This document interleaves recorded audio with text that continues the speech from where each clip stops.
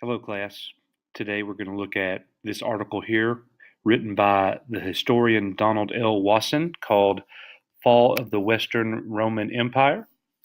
And guys, this is a event that has been studied like for a couple centuries now, and many people have disagreements on what was the cause behind the fall of the empire to be so powerful and then to fall. And as this article is going to look, it's going to look at internal reasons why the fall happened, and then it's going to look at some external reasons, and then the author does a really good job of bringing in some maybes. Maybe this happened, maybe that happened. Here's what another historian thinks. So we're going to go ahead and get started and follow along with me. It says, to many historians, the fall of the Western Roman Empire in the 5th century CE has always been viewed as the end of the ancient world and the onset of the Middle Ages, often improperly called the Dark Ages, despite Petrarch's assertion. Since much of the West had already fallen by the middle of the 5th century CE, when a writer speaks of the fall of the empire, he or she generally refers to the fall of the city of Rome. Although historians generally agree on the year of the fall, 476 CE, they often disagree on its causes. English historian Edward Gibbon, who wrote in the late 18th century CE, points to the rise of Christianity and its effect on the Roman psyche, while others believe the decline and fall were due in part to the influx of barbarians from the north and west.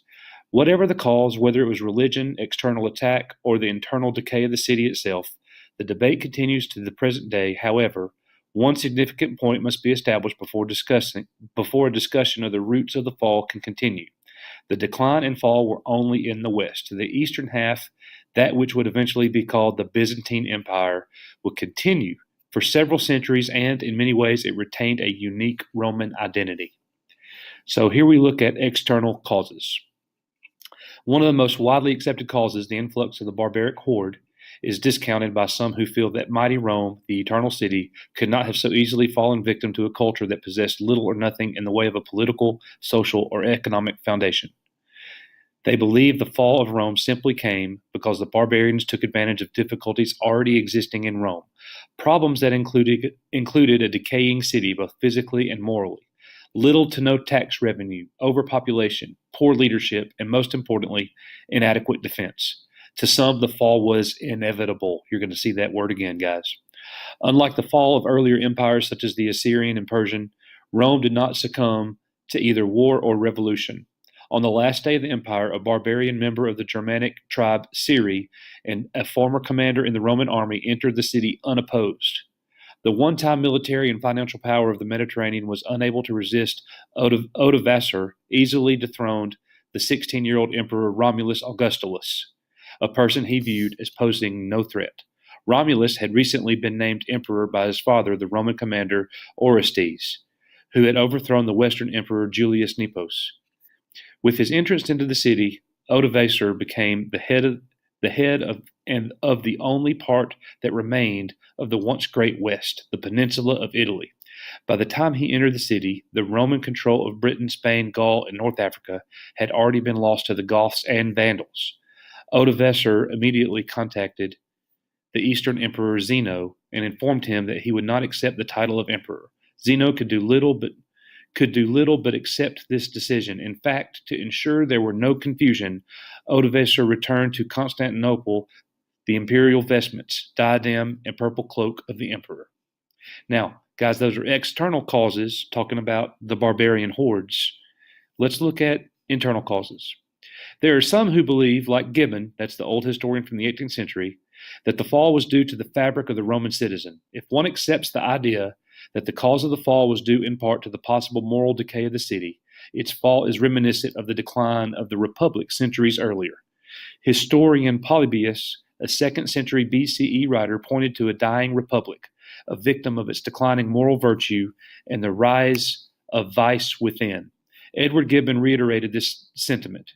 He diminished the importance of the barbaric threat when he claimed the rise of Christianity as a factor in the tale of woe, that's a play on words, guys, right out of the Bible, for the empire.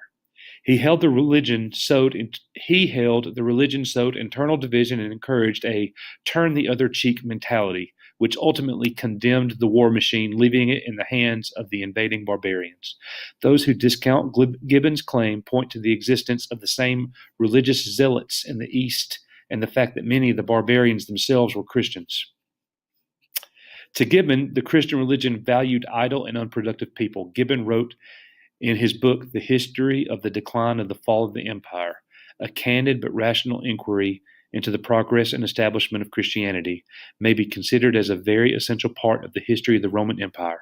While this great body was invaded by open violence or undermined by slow decay, a pure and humble religion greatly insinuated itself into the minds of men, grew up in silence and obscurity, derived new vigor from opposition, and finally erected the triumphant banner of the cross on the ruins of the Capitol.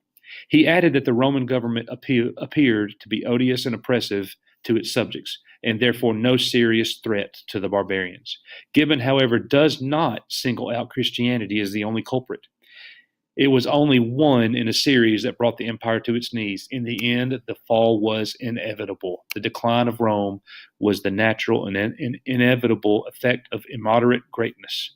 Prosperity ripened the principle of decay.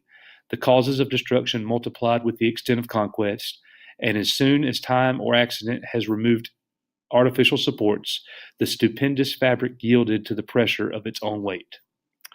And here we have the section, A Divided Empire. Although Gibbon points to the rise of Christianity as a fundamental cause, the actual fall or decline could be seen decades earlier. By the 3rd century CE, the city of Rome was no longer the center of the empire, an empire that extended from the British Isles to the Tigris and Euphrates rivers and into Africa. This massive size presented a problem and called for a quick solution, and it came with the reign of Emperor Diocletian. The empire was divided into two, with one capital remaining at Rome and the other in the east at Nicomedia, the eastern capital that would later be moved to Constantinople or Old Byzantium by Emperor Constantine. The Senate, long serving in an advisory capacity to the emperor, would be mostly ignored. Instead, the power centered on a strong military. Some emperors would never step foot in Rome. In time, Constantinople, Nova Roma, or New Rome would become the economic and cultural center that had once been Rome. Despite the renewed strength that the division provided, the empire would be divided and united several times. The empire remained vulnerable to attack, especially on the Danube-Rhine border to the north.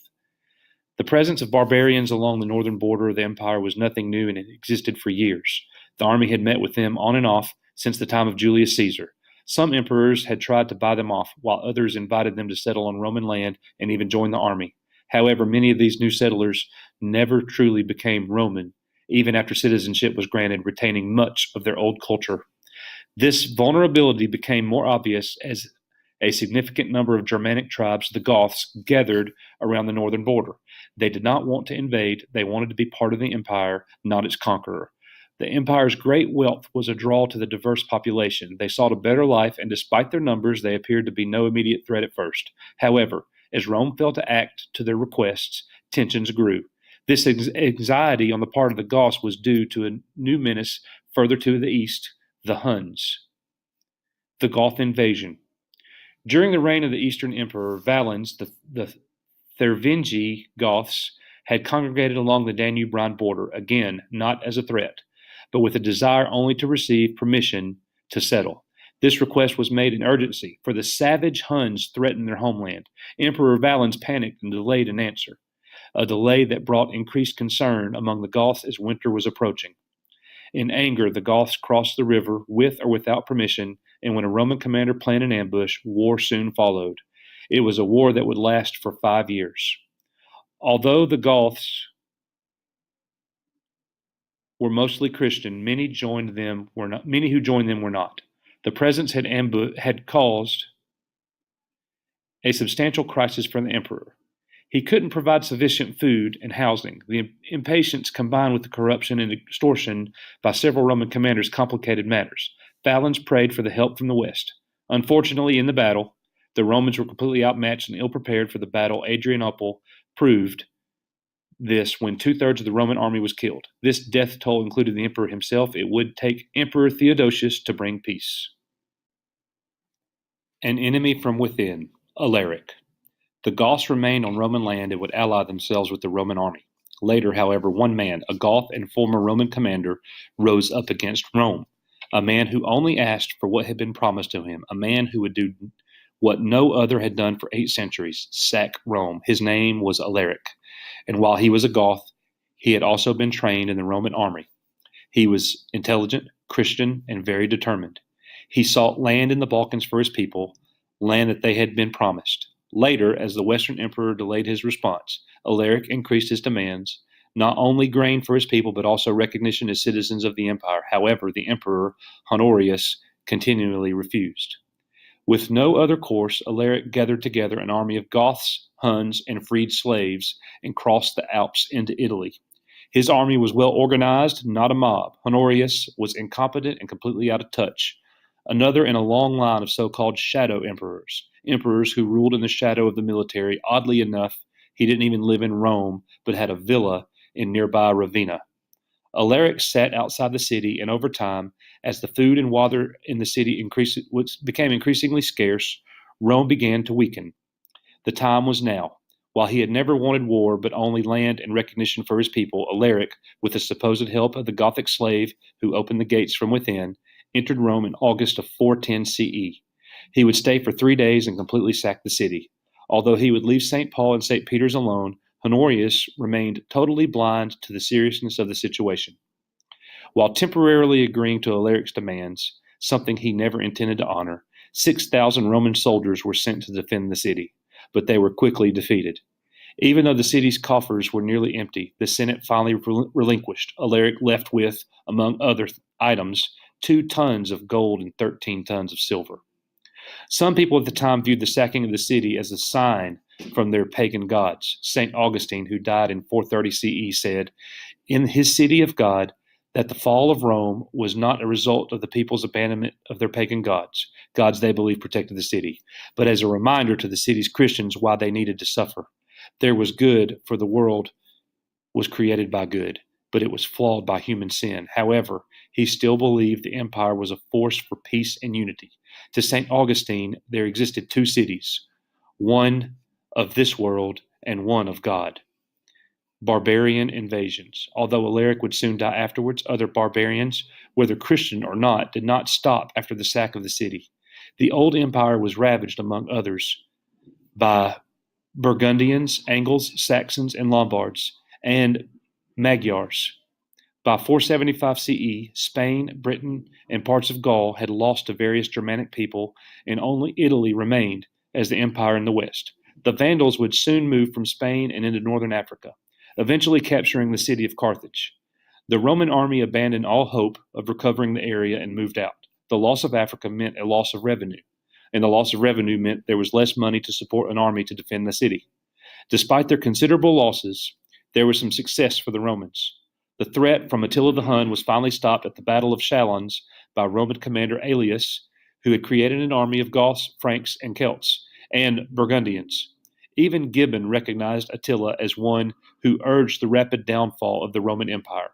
While Attila would recover and sack several Italian cities, he and the Hun threat ended with his death to a nosebleed on his wedding night.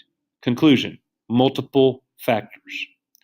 One could make a sound case for a multitude of reasons for the fall of Rome. However, its fall was not due to one cause, although many search for one.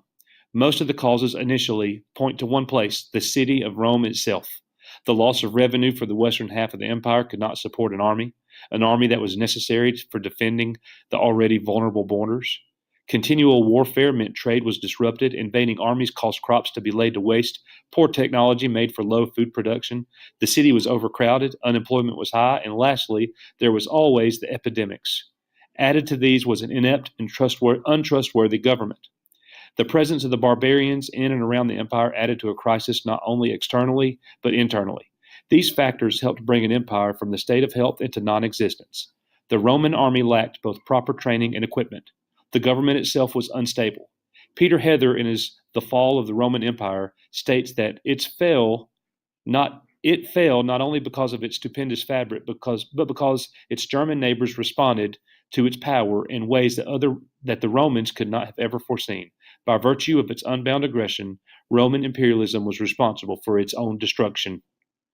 Rome's fall ended the ancient world, and the Middle Ages were born. These dark ages brought the end to much that was Roman. The West fell into turmoil. However, while much was lost, Western civilization still owes a debt to the Romans. Although only a few today can speak Latin, it is part of our language and the foundation of the Romance languages of French, Italian, and Spanish. Our legal system is based on Roman law. Many present day European cities were founded by Rome. Our knowledge of Greece comes through Rome and many other lasting effects besides. Rome had fallen, but it had been for so long one of history's truly world cities.